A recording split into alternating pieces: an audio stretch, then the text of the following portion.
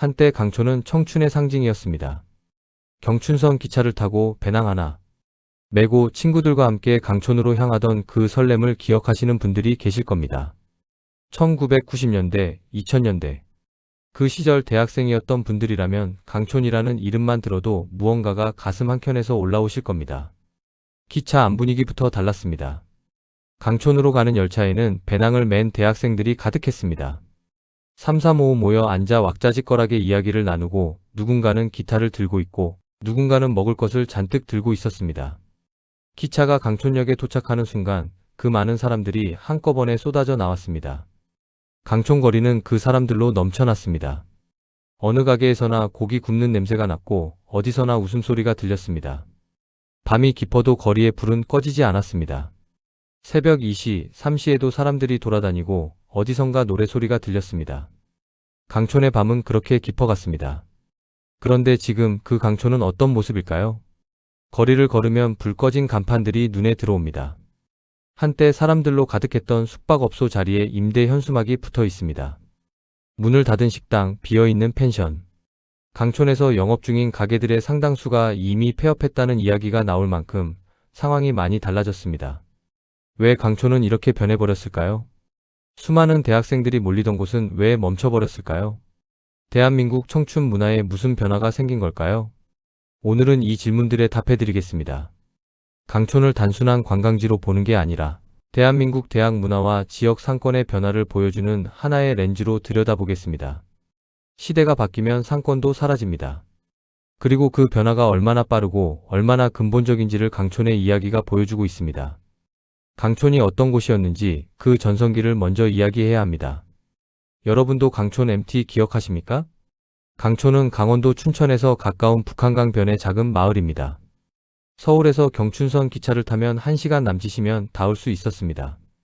가깝고 자연이 아름답고 저렴한 숙박과 먹거리가 있었습니다. 이 조건들이 맞아떨어지면서 강촌은 자연스럽게 대학생 MT의 메카가 됐습니다. MT가 무엇인지 모르시는 분들을 위해 간단히 설명드리겠습니다. 대학교 학과나 동아리 단위로 여러 명이 함께 떠나는 단체 여행입니다. 단순한 관광이 아니라 함께 어울리고 친해지는 것이 목적이었습니다. 새 학기가 시작되면 신입생들을 환영하는 MT, 학기 중에는 친목 MT, 학기 말에는 마무리 MT. 이런 식으로 1년에 몇 번씩 MT를 갔습니다. 1990년대 강촌의 모습을 상상해 보십시오. 봄 학기가 시작되는 4월이면 강촌은 특히 활기찼습니다. 신입생 환영 MT 시즌이었기 때문입니다. 서울 각지의 대학에서 학과별로, 동아리별로 팀을 꾸려 강촌으로 향했습니다. 한 주에 수백 명, 수천 명의 대학생들이 강촌역에 쏟아져 나왔습니다. 숙박업소들은 이 시즌에 없어서 못 팔았습니다. 넓은 방에 여러 명이 함께 자는 방식이었는데 예약이 빠르게 찼습니다. 식당들도 마찬가지였습니다. 삼겹살, 닭갈비. 강촌 닭갈비는 그 시절 MT 음식의 대명사였습니다. 밤이 되면 또 달라졌습니다. 강가에 나가 모닥불을 피우기도 하고 숙소 마당에서 게임을 하고 노래를 부르고 이런저런 이야기를 나눴습니다. 평소에는 말 한마디 나누기 어려웠던 선배와 가까워지고 처음 만난 동기들과 친구가 됐습니다. 그 밤의 경험들이 대학 생활의 소중한 기억으로 남았습니다. 새벽까지 이어지던 그 열기, 강변을 걷던 그 설렘, 다음날 아침 피곤하지만 뿌듯했던 그 기분. 강촌은 단순한 관광지가 아니라 청춘의 상징이었습니다. 경춘선 열차도 강촌의 일부였습니다. 창문을 열면 바람이 들어오고 지나가는 풍경이 보이는 그 열차. 강촌으로 가는 기차 안에서 이미 MT가 시작됐다는 분들도 있습니다. 함께 탄 친구들과 떠들고 웃고 노래하면서 가는 그 시간 자체가 여행의 일부였습니다. 강촌이 대학생들의 필수 코스가 된 이유가 있었습니다. 첫째는 서울과의 거리였습니다.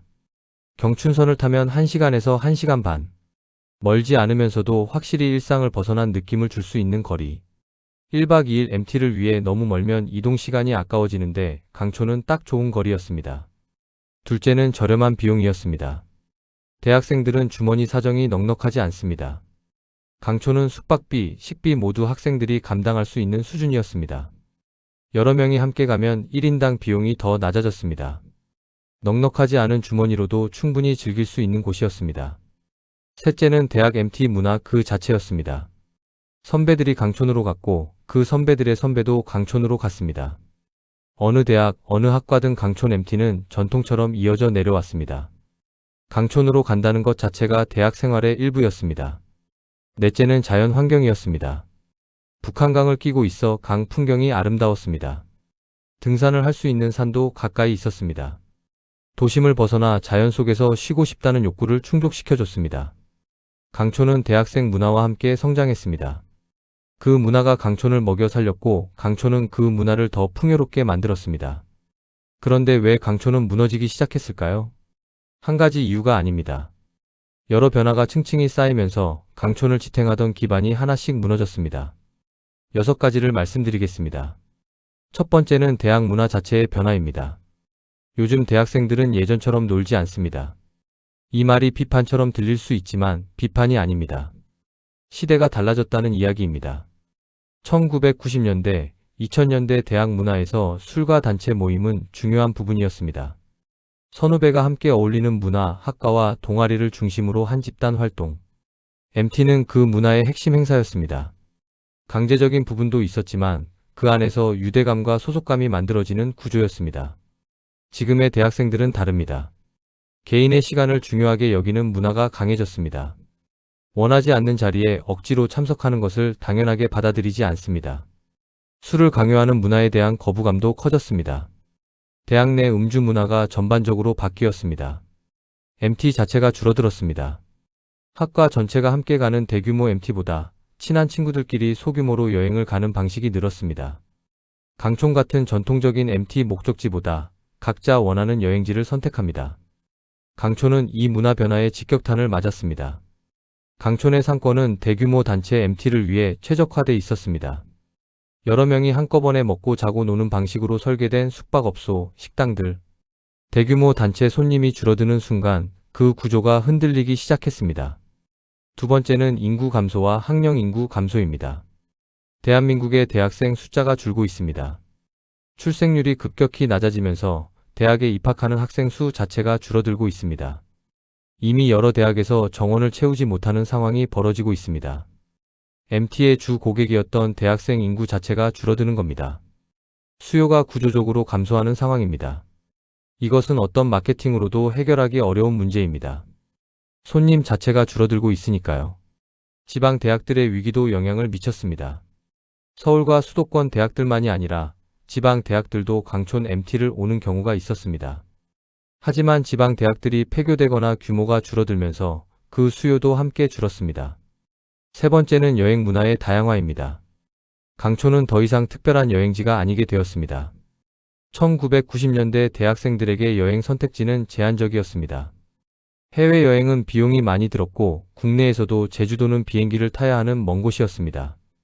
그런 상황에서 서울에서 기차로 1시간이면 갈 수 있는 강촌은 훌륭한 선택지였습니다. 하지만 지금은 다릅니다. 저가 항공사가 등장하면서 제주도 여행이 부담 없어졌습니다. 아니, 동남아시아 여행이 제주도보다 저렴한 경우도 있습니다. 대학생들이 해외로 여행을 떠납니다. 일본, 태국, 베트남. 강촌에서 MT를 하는 비용으로 동남아 여행이 가능한 시대가 됐습니다. 캠핑 문화와 글램핑도 강촌의 경쟁자가 됐습니다. 자연 속에서 여가를 즐기고 싶은 수요를 캠핑이 흡수했습니다. 강촌에 가지 않아도 가까운 캠핑장에서 강가 분위기를 즐길 수 있습니다. 에어비앤비와 숙박 플랫폼의 등장도 영향을 미쳤습니다. 이제 소규모 그룹이 단독 숙소를 빌리는 게 쉬워졌습니다. 강촌의 낡은 숙박업소보다 플랫폼으로 예약할 수 있는 감각적인 독채 숙소가 선호됩니다. 네 번째는 온라인 문화와 인간관계 방식의 변화입니다. MT의 목적이 무엇이었습니까? 함께 시간을 보내며 유대감을 쌓는 것이었습니다. 평소에 말 한마디 나누기 어려운 선배와 가까워지고 처음 만난 동기들과 친구가 되는 것이었습니다. 지금의 대학생들은 관계를 맺는 방식이 다릅니다. 카카오톡, 인스타그램, 유튜브. 이 플랫폼들을 통해 온라인에서 이미 서로를 알고 있는 경우가 많습니다. 입학 전에 인터넷 커뮤니티에서 동기들과 연결되고 SNS를 통해 근황을 공유합니다. 굳이 MT를 가지 않아도 관계를 쌓을 수 있는 방법이 생긴 겁니다. 코로나가 이 경향을 더 강화했습니다. 대면 모임이 제한되는 시간을 거치면서 온라인으로 소통하는 것이 자연스러워졌습니다. 코로나가 끝나고 나서도 이 변화가 완전히 원래대로 돌아가지 않았습니다. 다섯 번째는 시설 노후화와 경쟁력 약화입니다. 강촌의 숙박업소와 식당들 중 상당수가 수십 년 된 시설들입니다. 1990년대에 지어진 펜션, 오래된 식당들. 그 시절에는 괜찮았지만 지금의 여행객들이 기대하는 수준과는 차이가 있습니다. 지금 여행자들, 특히 젊은 세대들은 SNS에 올릴 만한 감각적인 공간을 원합니다. 인스타그램에 올렸을 때 예쁜 사진이 나오는 숙소, 분위기 있는 카페. 오래된 강촌의 시설들이 이 기준을 충족시키기 어렵습니다. 리모델링과 업그레이드를 하려면 투자가 필요합니다. 하지만 손님이 줄어드는 상황에서 투자를 결정하기 어렵습니다. 손님이 오지 않아서 투자를 못하고 투자를 못해서 손님이 오지 않는 악순환이 반복됩니다. 여섯 번째는 코로나가 날린 결정타입니다. 코로나는 이미 약해진 상권을 무너뜨렸습니다. 코로나 이전에도 강촌은 이미 어려운 시기를 보내고 있었습니다. 앞서 말씀드린 여러 변화들로 인해 손님이 줄어들고 있었습니다. 그런데 코로나가 오면서 단체 여행이 사실상 불가능해졌습니다. 방역 지침으로 모임이 제한됐고 대학들도 비대면 수업으로 전환되면서 캠퍼스에 사람이 없어졌습니다. MT 자체가 없어졌습니다. 학과 신입생 환영 MT, 동아리 MT. 이것들이 2020년, 2021년에 거의 사라졌습니다. 강촌의 주 수입원이 일거에 사라진 겁니다. 그 기간을 버티지 못한 가게들이 문을 닫기 시작했습니다. 임대료, 유지비는 계속 나가는데 수입이 없으니 버티기 어려웠습니다. 코로나가 끝나고 나서도 닫힌 가게들이 다시 열리지 않았습니다. 손님이 돌아올 것이라는 확신이 없었기 때문입니다. 지금 강촌은 어떤 모습일까요? 강촌은 아직 그 자리에 있지만 시대는 떠나갔습니다. 강촌역에 내리면 여전히 북한강이 흐르고 산이 있고 강촌의 자연은 예전과 크게 다르지 않습니다. 하지만 그 자연을 배경으로 사람들이 만들어냈던 문화와 상권은 많이 달라졌습니다. 문을 닫은 가게들이 늘었습니다. 한때 단체 MT 손님들로 가득했던 식당 자리에 폐업한 흔적이 있습니다. 숙박업소들도 영업을 중단한 곳이 있습니다. 상권 전체의 공실률이 높아졌습니다. 남아있는 가게들도 예전만큼 바쁘지 않습니다. 주말에도 한산한 날이 있습니다. 봄 MT 시즌에도 예전처럼 기차에서 대학생들이 쏟아져 나오는 풍경은 보기 어렵습니다. 거리를 걸으면 시간이 멈춘 것 같은 느낌이 든다는 이야기도 있습니다. 90년대, 2000년대 분위기가 그대로 남아있는 것 같은데 사람은 없는 분위기. 그 공백이 더 크게 느껴집니다. 물론 강촌이 완전히 텅 빈 것은 아닙니다. 여전히 오는 관광객들이 있고 일부 업소들은 변화에 적응하며 운영을 이어가고 있습니다. 하지만 전성기의 활기와는 분명히 다릅니다. 강촌의 몰락이 우리에게 말하는 것은 무엇일까요? 사람이 떠나면 상권도 함께 사라집니다. 강촌의 이야기는 단순한 한 관광지의 쇠퇴가 아닙니다. 대한민국의 여러 변화들이 교차하는 지점에서 일어난 일입니다. 대학 문화가 변했습니다.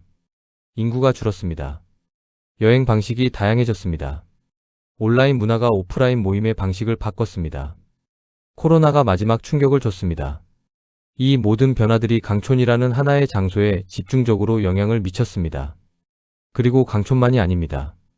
특정 세대, 특정 문화에 의존하는 지역 관광지들이 비슷한 도전에 직면해 있습니다. 그 세대가 나이 들고 그 문화가 바뀌고 새로운 세대가 그 자리를 대체하지 않으면 상권은 위축됩니다. 앞으로 살아남는 관광지는 어떤 곳일까요?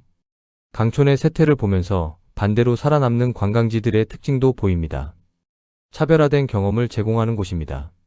그 관광지에서만 할 수 있는 특별한 경험, 온라인이나 다른 곳에서 대체할 수 없는 무언가. 이것이 있는 곳이 사람들을 끌어당깁니다. SNS 콘텐츠가 될 수 있는 곳입니다. 지금의 여행자들은 여행 경험을 공유하고 싶어 합니다. 사진을 찍고 영상을 만들고 인스타그램에 올리고 싶은 공간. 이런 공간을 만들어내는 관광지가 젊은 세대를 끌어들입니다. 다양한 세대를 품을 수 있는 곳입니다. 특정 세대의 문화에만 의존하는 관광지는 그 세대가 지나면 함께 사라집니다. 가족 단위, 중장년층, 젊은 세대 모두가 올 수 있는 이유를 만들어내는 관광지가 더 안정적입니다. 오늘 이야기를 마무리하겠습니다. 강촌은 사라진 것이 아니라 시대와 함께 멀어지고 있습니다. 강촌의 자연은 아직 그 자리에 있습니다. 북한강은 여전히 흐르고 산은 그대로 있습니다. 달라진 것은 그 풍경을 찾아오는 사람들의 숫자와 방식입니다. 추억은 영원하지만 시대는 변합니다. 강촌에서 MT를 했던 분들의 기억 속에 강촌은 여전히 청춘의 상징으로 남아 있을 겁니다. 그 기억은 사라지지 않습니다. 하지만 그 기억이 만들어지던 시대의 문화는 조금씩 다른 형태로 변해가고 있습니다. 관광지도 결국 시대의 흐름을 따라갑니다. 어떤 관광지가 뜨고 지는지는 그 관광지 자체의 문제만이 아닙니다.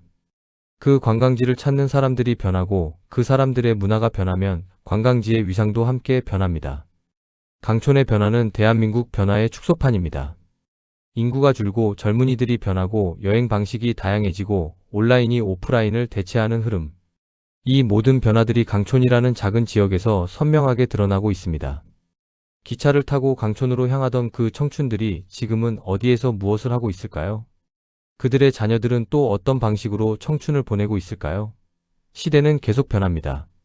그리고 그 변화가 만들어내는 풍경이 강촌의 조용해진 거리에 담겨 있습니다.